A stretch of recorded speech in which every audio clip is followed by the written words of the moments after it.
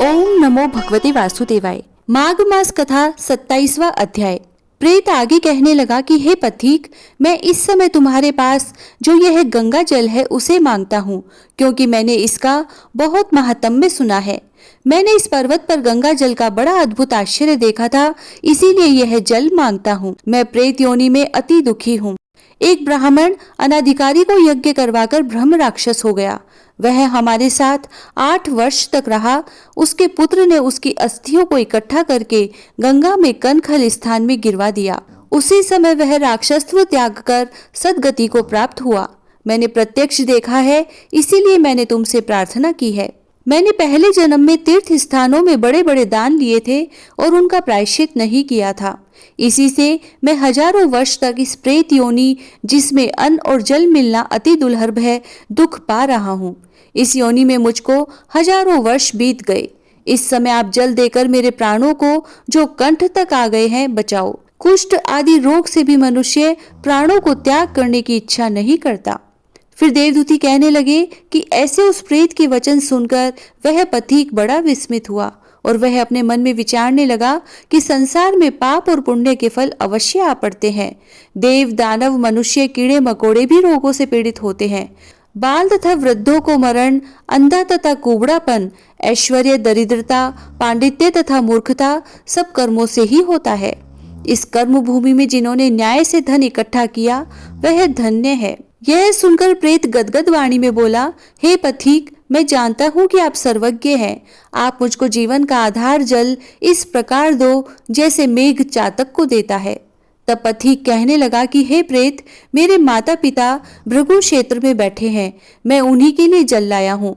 अब बीच में तुमने गंगा के संगम का जल मांग लिया।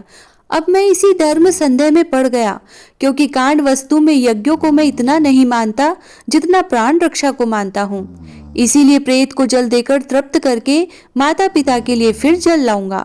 लोमशी कहने लगे कि इस प्रकार उस पथिक ने गंगा यमुना के संगम का जल उस प्रेत को दिया। उस प्रेत ने प्रीतिपूर्वक जल को पिया। उसी समय वह प्रेत शरीर को छोड़कर दिव्य देहधारी हो गया। केरल ब्राह्मण कहने लगा कि बिंदु मात्र गंगा जल से वह प्रेत मुक्त हो गया। इसीलिए ब्रह्मा जी भी इस जल के गुण का वर्णन नहीं कर सकते, नहीं तो महादेव जी इस जल को मस्तक पर क्यों धारण करते। इस संसार में जो मनुष्य काया, वाचा और मनसा के पापों से रंग गए हैं, वह गंगा जल के बिना नहीं खुलते। गंगा जल के सेवन से मुक्ति सदा सन्मुख खड़ी रहती है। जिसके जल को स्पर्श करते ही प्रेत प्रेतत्व को छोड़कर मुक्ति को प्राप्त होते हैं, जो गंगा स्नान करता है वह वैष्णव पद को प्राप्त होता है। यदि संबंधी लोग गंगा जल से तर्पण करें तो नर्क में रहने वाले पितृ लोग स्वर्ग में चले जाते हैं और स्वर्ग में रहते हुए ब्रह्मत्व को प्राप्त होते हैं। गंगा जल के समान और कोई मुक्ति का साधन नहीं है। फिर वह प्रेत वहां से चला गया और 1 मास में जब माघ मास आया तो उसने सुने हुए प्रयाग महात्म के अनुसार गंगा यमुना के संगम पर स्नान करके पिशाच शरीर को धारण कर भक्ति पूर्वक नारायण की स्तुति करता हुआ वह द्रविड़ देश का राजा गंधर्वों से सेवित उत्तम विमान पर बैठकर इंद्रपुरी को गया। सो हे द्विज, यह इतिहास पापों का जल्दी ही नाश करता है। इसमें धर्म का ज्ञान होता है।